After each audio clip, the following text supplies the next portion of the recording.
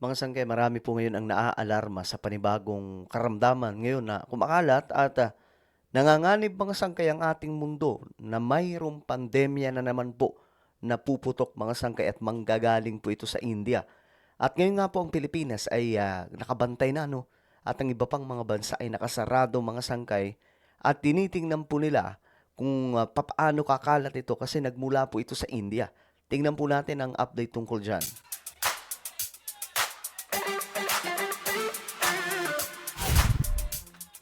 So ito nga po mga sangkay, mukhang nanganganib na naman po yung ating mundo na magkaroon po nitong ah, katakot-takot na naman pong problema ng pandemya dahil nga po dito sa kumakalat mga sangkay na panibagong karamdaman na naman at mula daw po ito sa paniki mga sangkay. Bago natin umpisa ng ating pag-uusapan ngayon, guys, sa mga hindi pa po dyan nakakapag-subscribe, no? Kung gusto nyo lagi po kayong updated sa ating mga ina-upload na video, makikita nyo po yung subscribe button sa baba ng video na to. I-click nyo lamang po yung subscribe, i-click ang bell, at i-click nyo po yung all. Sa mga nanonood po sa Facebook, i-follow nyo po yung ating Facebook page. Okay, very alarming, no? Ito nga po ang balita tungkol dyan. Marami po ang kinakabahan ngayon tungkol po dito sa ito po yung pangalan mga sangkay ng kumakalat ng panibago na namang nabuong karamdaman mula daw po ito sa paniki. Ito, panoorin po natin. Nakakatakot naman po itong Nipah virus, Doc, with an H ha, Nipah virus na nakita raw dyan sa India. And so, syempre, nagbabantay ang ating bansa na baka ito ay makapasok sa Pilipinas. Okay.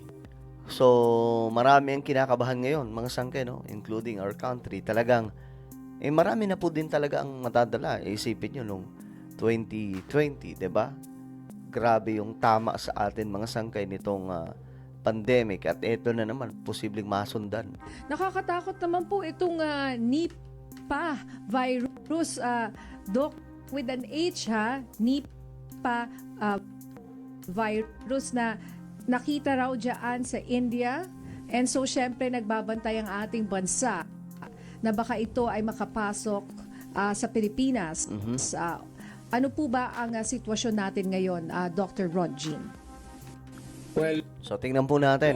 so far naman, Nina, no, wala pa tayong nabalita ang merong Nipah virus sa Philippines. Okay? Siguro, we just need to make this advisory na ang India ay malapit sa Pilipinas, no?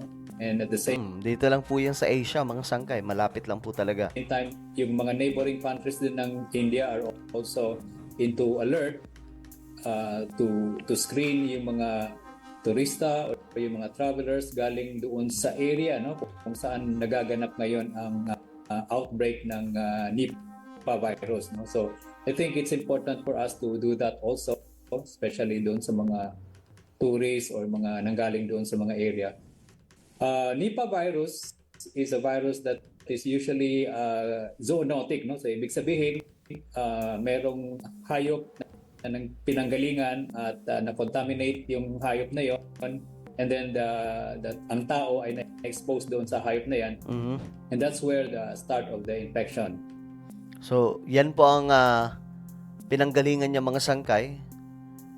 At eto, may klarong information mula po sa ABS-CBN tungkol dyan. Kasi kumikilos po ngayon ang mga otoridad doon po sa India, di umano, para daw po pigilan ang kung anumang delikadong pagkalat nito. Malayo sa Timog Silangang Asya ang West Bengal sa India kung saan naitala ang Nipah virus outbreak. Ito lang ito yung India, ito yung Pilipinas. Oh, may pagitan sa kaunti mga sangkay. Ito ata ay, kung hindi ako nagkakamali, ano to? Itong part na to. Bagamat maituturing na kaunti lang ang tinamaan ng sakit na 5 health worker, nasa 100 ang isinailalim sa quarantine. So, 5 health workers ang tinamaan Pero 100 po yung nasa quarantine. Yung binabantayan po talaga sila ng gusto. para tuluyang mapigilan ang pagkalat ng virus. Agad na kumilos ang ilang bansa, kabilang na ang Thailand, na nakaalerto sa Nipah virus. Ang Taiwan naman, pinag-aaralan kung ituturing ito bilang Category 5 disease o isang rare infection na malaki ang banta sa publiko. Ang Nipah virus ay isang zoonotic disease o galing sa hayop, Ayan po, yung pinanggalingan niya mga sangkay, oh. partikular sa paniki. Mhm.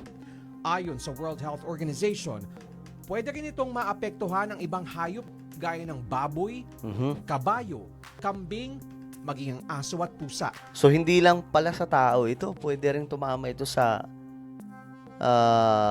iba pang mga gaya mga hayop, mga sangkay, no? Ayon sa Department of Health, nagkaroon na rin ng mga kaso nito noong 2014. Nasa Sultan Kudarat at ang nakita natin doon is yung mga tao na nahawa ay kumain ng laman ng kabayo. Kabilang sa sintomas ng Nipah virus ang lagnat, Ito po yung ito yung symptoms mga sangkay. pananakit ng ulo, ubo at hirap sa paghinga. So parang mga sangkay, wala din pong pinagkaiba nung yung last pandemic, 'di ba? Ganito din po yung symptoms niya eh. Halos lahat. Ganito din po yung lagnat, pananakit ng ulo, pananakit ng lalamunan, ubo, tapos hirap sa paghinga. So halos kaparehas mga sangkay. Maaari rin itong magdulot ng encephalitis o pamamaga ng utak na pwedeng mauwi sa Ito yung malala mga sangkay, oh. Ito yung malala.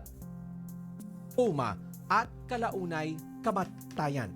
O yan yung Yun pinaka-worst lang. na nangyari. No? In terms of case fatality rate kasi, ang nakita ng mga siyentipiko ng mga dalubhasa sa buong mundo, malaki yung range mula 40 hanggang 75%. 40 to 75% yung ating parang mortality rate na nakikita sa Nipah.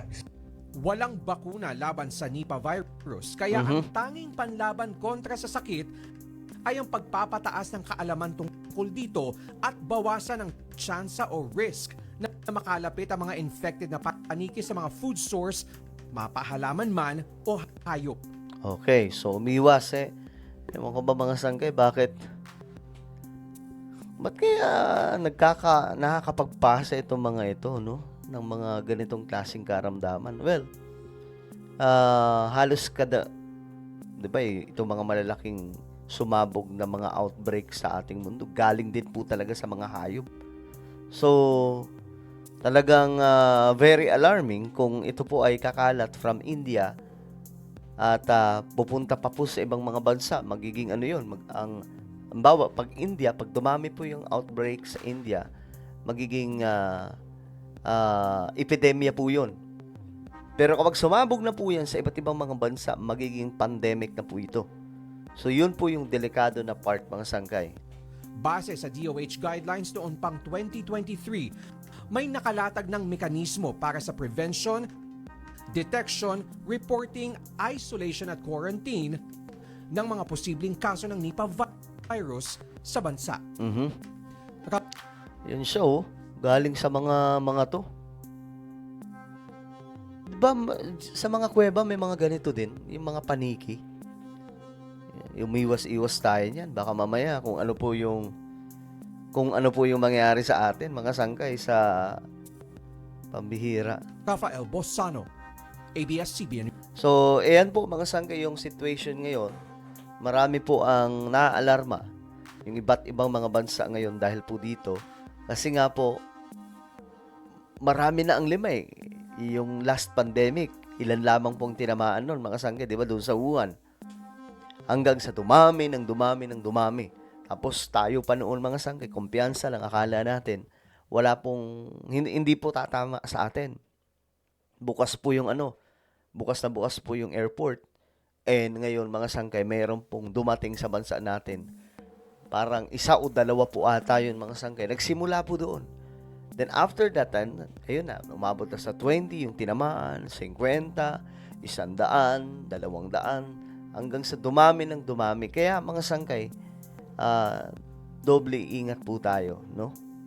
At sabi pa nga, mahalagang panlaban natin dito ay kaalaman, mga sangkay, tungkol po dito. At higit po sa lahat, ipagdasal po natin ang ating bansa. Okay? Proteksyonan ito ng ating Panginoong Diyos.